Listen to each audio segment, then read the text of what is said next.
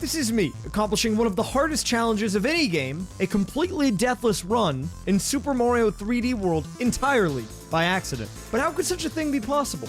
I'm not exactly known for my insane gaming ability, and usually deathless runs are challenges that require a lot of forward planning and require an insane level of understanding of a game to be able to accomplish. The story begins 2 years ago, all the way back in 2021, in the content ideas section of my Discord. I was looking for something new to do on the channel and saw that someone had come up with an idea for a Nuzlocke in Super Mario Maker 2.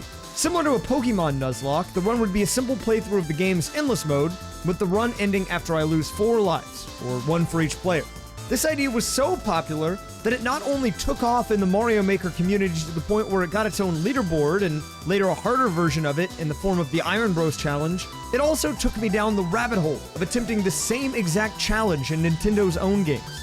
Over the past 24 months, I've since attempted the same challenge in New Super Mario Bros. U, New Super Luigi U, and even tried to do some spin-off versions of it in games like Mario Kart 8 Deluxe. This brings the story to the beginning of 2023. I had just ended the year in 2022 playing through Super Mario 3D World on my own and attempting to get all 380 stars for the first time, and was keen for more after finally finishing it all. I bet you the stamp is hiding in here! No. That was when that all-too-familiar idea entered into my head. Hey, why not try to Nuzlocke this game as well? Well, it didn't take much convincing to get my chat on board, and on January 15th, 2023, I once again entered into the Nuzlocking arena.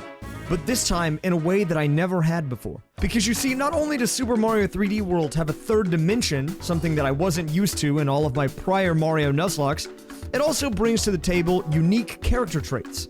Previously in these Nuzlocks, the characters were more or less formalities, and the challenge was essentially a glorified run-through of the game where I attempted to finish before losing 3 or 4 lives, 1 per character. But in 3D World, for the first time, each character brought legitimate stakes to the table, and each of them had their own set of unique strengths and weaknesses.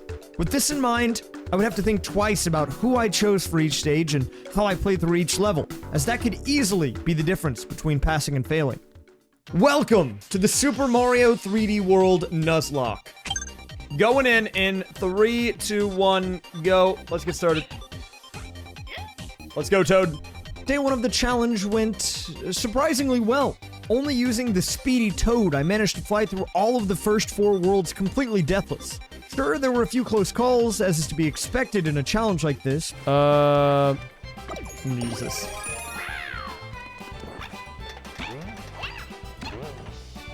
I don't like this. I don't like the vibes here. I don't like the vibes. But honestly, things couldn't have gone smoother. With that said, the back half of the game is known for being pretty rough, so while day 1 was without error, I needed to really make sure I was ready to pick this back up the following week. Alright, I think we're good to go now, actually, though. I'm feeling good. I'm feeling good. I'm booting it up. Starting the timer again. We're back in. We're back on the scene. Picking up where he left off, Toad came back a week later and started day 2 of this Nuzlocke with a bang. Flying through World 5, the run continued to look better with each passing level as I pushed into the second half of the game still deathless. Something that my previous Nuzlocks definitely didn't ever have. Okay, let's get the heck out of here, dude. No! While it was still quite a ways off, the seed of hope that maybe this run would not only be deathless, but also be accomplished on my first ever try was firmly planted in my head at this point. And then we got to World 6. 6-1 went okay, but on 6-2, Spooky Seasick Wreck, things took a turn for the worst. Toad came into the level hot and was blazing through it until hitting the very first checkpoint flag. Here, due to the lack of knowledge and power-ups in the level, he took a few early hits, and just when it was looking like he was going to make it out and a star was in sight, a poor jump was all it took, and all of a sudden, all of those original thoughts of a deathless run were gone. Oh, dang it, dude. Alright, that's our first death on Toad. It's alright, we just need to not tilt, and it's okay. Like, if we don't tilt, it's fine. Picking up the reins where he left off, I next sent in Luigi.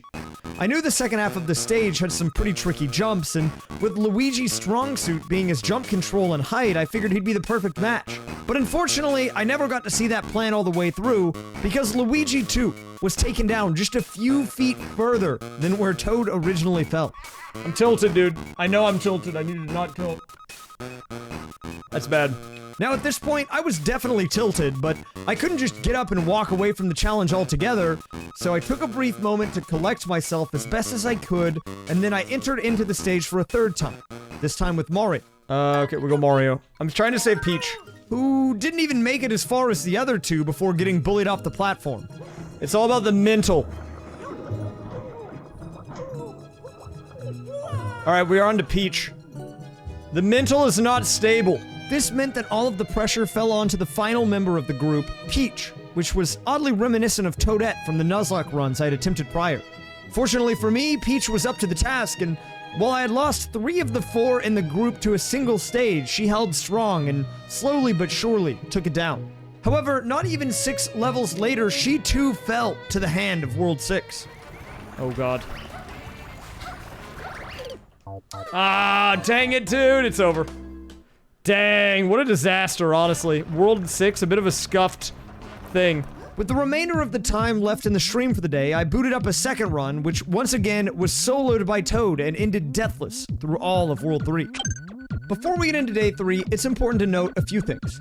Unlike the previous 2 runs, which were just a week apart, Day 3 was over 2 weeks after Day 2, and in that time, a lot had changed. The biggest and most important change was that I had completed a 24-hour stream in between, in which I attempted to learn the ins and outs of Super Mario 3D World speedrunning, and had completed the game multiple times since. This meant that at this point, I knew not only how to move each character better, but also understood the best way to make it through most of the levels. Now, there still were a few in the Nuzlocke that I didn't learn in the speedrun that I had to feel out on my own, but even those felt infinitely better to play.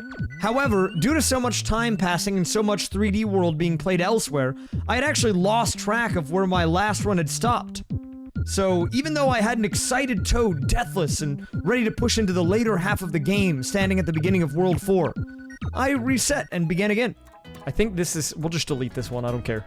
I don't know what this file is, but Nuzlocke going in. Not to worry though, as before I knew it, this run was also back up to World 4 and then beyond, still deathless. However, this time with some new tech. Character switching. I think I might go Peach on this. After learning the speedrun, I now knew which levels were good for certain characters and not so good for others, so I spent the majority of the run swapping out my currently alive characters to match the vibe. Until 4-3, Beat Block Skyway. Oh, also, we get to play the best level here. Beat Block Skyway. This stage, infamous for its absolutely banging music, was one that wasn't normally played through in the standard any % speedrun route, which was what I had learned. So, wanting the extra comfort and floatiness in the air to survive the constantly switching platforms, I brought in Peach for this stage for the very first time, and it had gone well, until the end. I was talking about it, and I think that, if I had to give my rating on it, I would probably rate it like a 5 or 6 out of 10.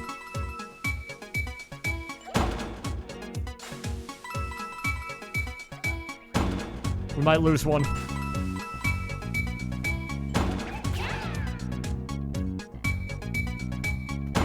Oh no, we lost all of them!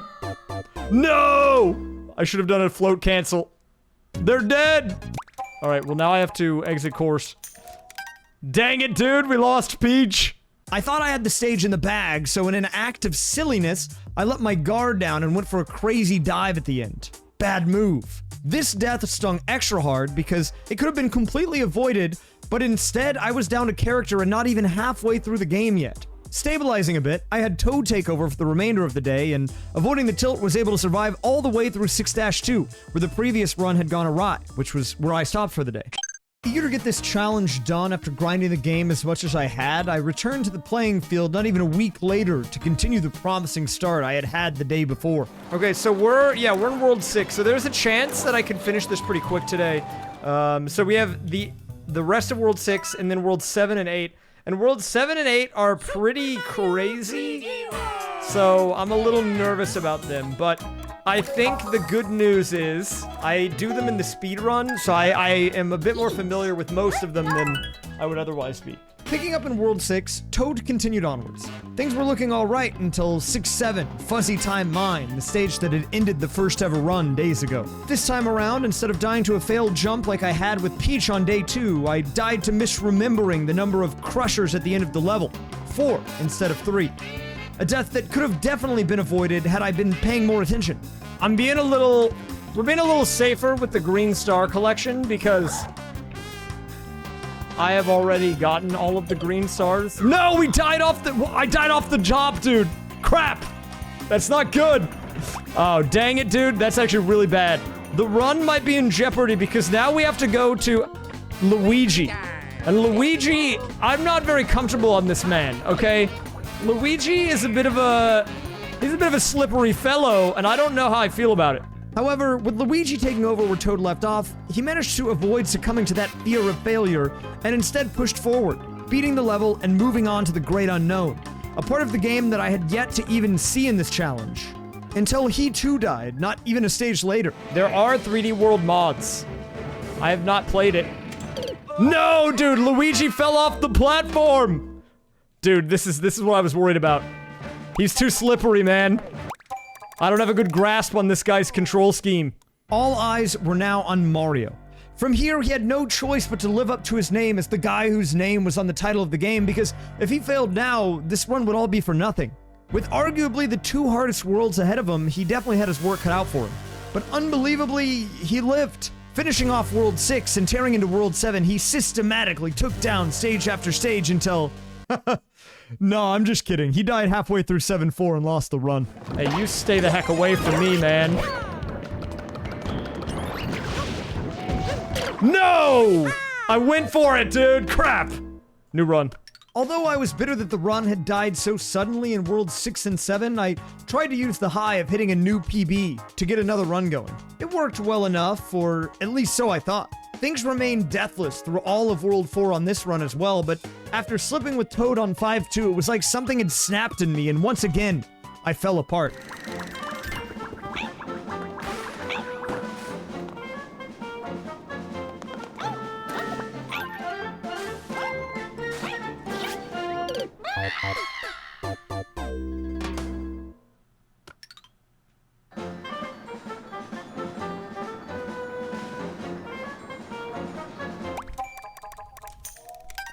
What a disaster, dude.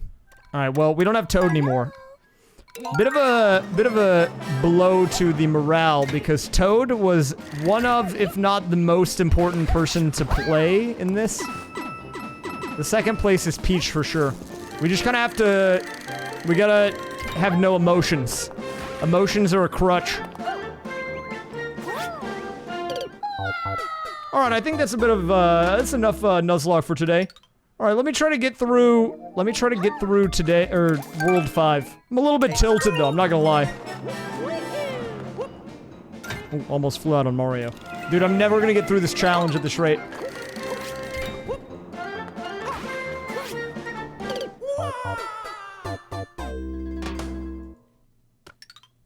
I gotta try harder. Let's go. Oh, yeah. Ha.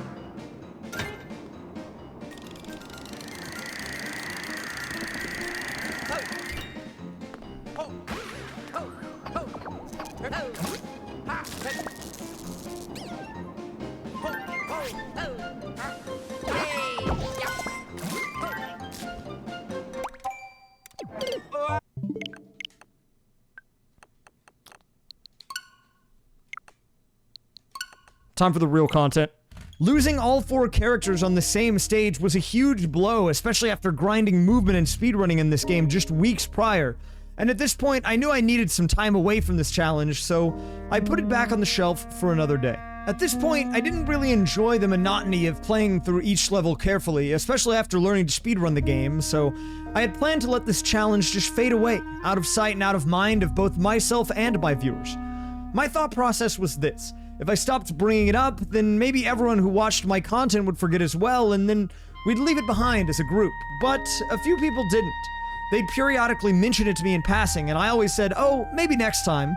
Well, with my schedule for the week needing to be made and a lack of things to do, I figured I'd put it on the schedule a final time, a sort of Hail Mary to the challenge. I was pretty sick of it, but I felt sure I could muster up enough confidence to give it at least one more shot.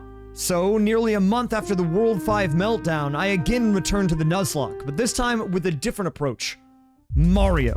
If you've ever seen my stream, you know that Mario in 3D World has a bit of a reputation. So, let's see what happens when we try to run with him. He's not super great at any particular movement option in the game, so he doesn't really show up that often.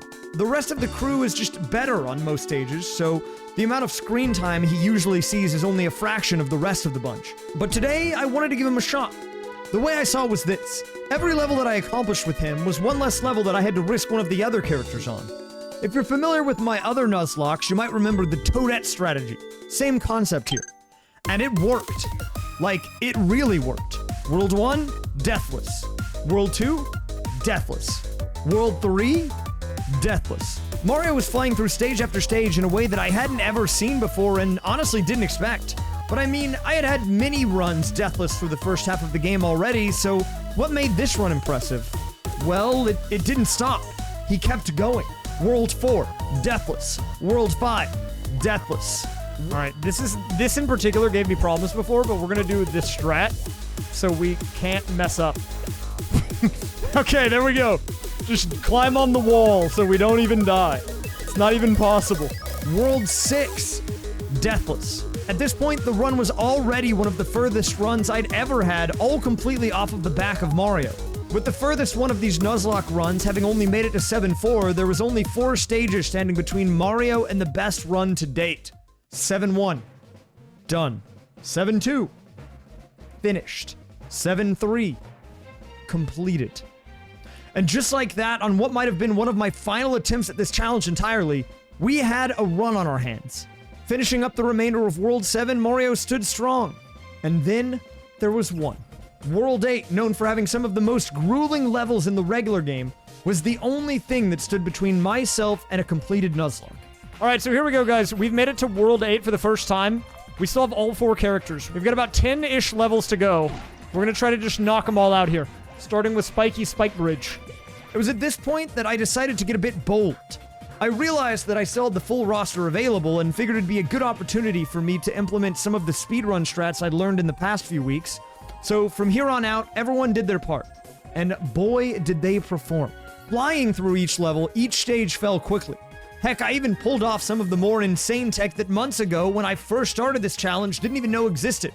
And although there were a few close calls, a few minutes later, there was only one stage standing between me and not only a finished Nuzlocke, but a finished, fully deathless run of Super Mario 3D World. Luigi time. It's about time. I know, dude. You've been waiting the whole game for this. Chill. Alright. We can do this. I've done this before, man. We just gotta keep it chill. While my nerves were getting to me, I knew the stage was fairly straightforward as long as I played my cards right, so I went in and did my best to stick to what I knew. The real question is, do I go for the section skip? I know the right lineup now, I think, but I haven't had a chance to practice it. I think I'm gonna go for it. It's honestly safer to do that, I think, than to not do it. Because if you don't go for it, then you risk dying to the normal platforming. I'm gonna go for it. YOLO, dude, right? It's what the people would want.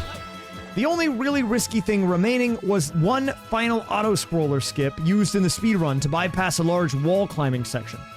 While it makes the section trivial if you pull it off, lining up in the wrong spot wouldn't just slow you down, it could kill you altogether. After hitting the halfway point for the level, I took a deep breath, lined up for the skip, and...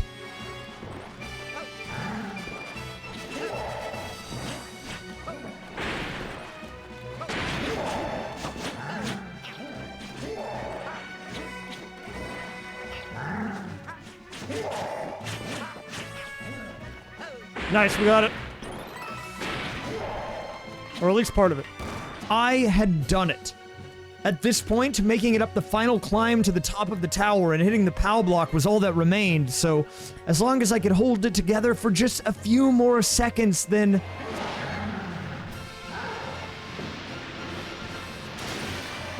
I was like focusing on that part.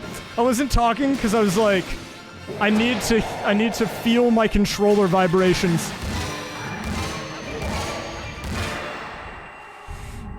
That should be it then, man. That should be it. That's not even like the Nuzlocke completed. That's just like deathless entirely. We didn't even beat the Nuzlocke. We just didn't die at all. The whole game. That's crazy, dude. I even used all 4 characters at least once. What? That's crazy, dude. We were like hard stuck. This challenge has taken me like 5 weeks because every time I try to do this challenge, we game over in World 6. Like I have 1 death, it goes to crap, and then it's like game over. But today, I don't know, I guess we were cooking, man. I don't know what we're cooking, but must have been that good stuff. Because we get our split here in a second. Boom! There it is. A 3-hour, 14-minute run, deathless. Nuzlocke and deathless run both completed at the same time. Boom. Mission accomplished. On what was likely my last attempt at a 3D World Nuzlocke, I not only managed to take it down, but also took down a much harder challenge that I wasn't even attempting to do in the process. Thanks for watching.